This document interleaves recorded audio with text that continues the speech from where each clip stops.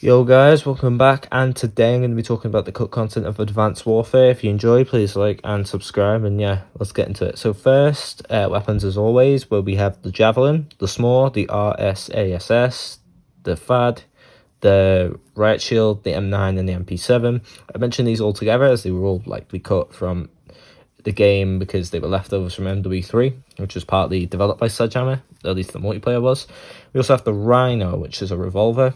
The RPG was cut, but is actually in the mission Throttle, out of bounds. We also have the Exo minigun, which would have unlimited ammo. The Throw Knife Exo launcher, which is cut but was fully usable. We didn't make that clear. It basically would have been the Throw Knife, would have been usable by the Exo launcher. The Atlas Sword, which was a melee weapon, which only would have been an Exo Zombies. And finally, the M160, which is fully usable besides the lack of audio, and was cut for unknown reasons. It, however, is shown in a few Xbox 360 achievement images and is obtainable in the mission Armada through modding. Cut weapon variants now, where we have the Juggernaut ASM-1 variant and the base weapon, a SAC-3 variant. That the only differences is that it had a red dot sight and it was single-wheeled. This would have been added in the update that added the other single-wheeled weapon variants to the game. We only have two known cut attachments in the form of a heartbeat sensor, which is the MW3 model, and the holographic sight, which was cut very early into development. Cut perks now, where we have actually quite a few to go over, so I'll try to be quick. First, we have Sleight of Hand, which increase your reload speed.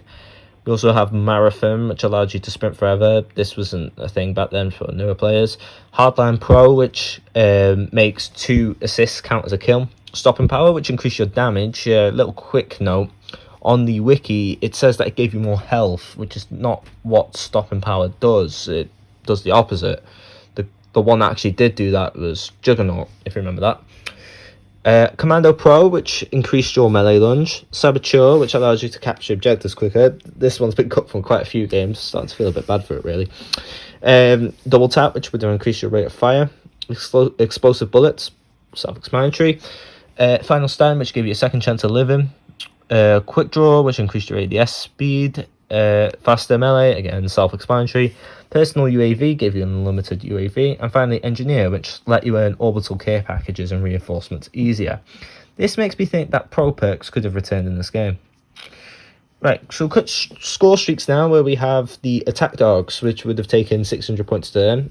I should probably mention that in Advanced Warfare you could actually edit your kill streaks, because the regular kill streaks on their own were quite cheap, but you expected to build them up, so that's why they could get quite expensive, but overall they were sort of cheap. There's also the Local Security Network Threat Detection System. I believe this one was cut for having the world's shittest name. Only kidding, I have no idea. This would have cost 600 points. We also have Super Suit XL, which would have benefited the whole team and not just yourself.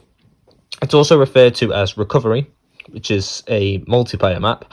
This also would have been obtained at 600 points. And finally, Carry Drone, which was a kill streak activator. There was 2 death streaks in the form of Juiced, which made you move faster for 7 seconds after death. And finally, UAV, which gave you free UAV.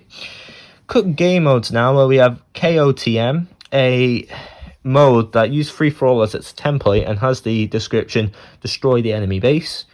ATDM, which also had free-for-all as a template, and that's it. And finally, Boot, which the description says use enemy target to delay the use of their exo powers. No idea how this would have played. And finally, there was a third-person mode that is actually still accessible as it is still in the code. Now, this is in not only the current MW2, but the 2009 MW2, so I'm sure you might be very familiar with it. Just picture that, but Advanced Warfare. Be kind of interesting, actually.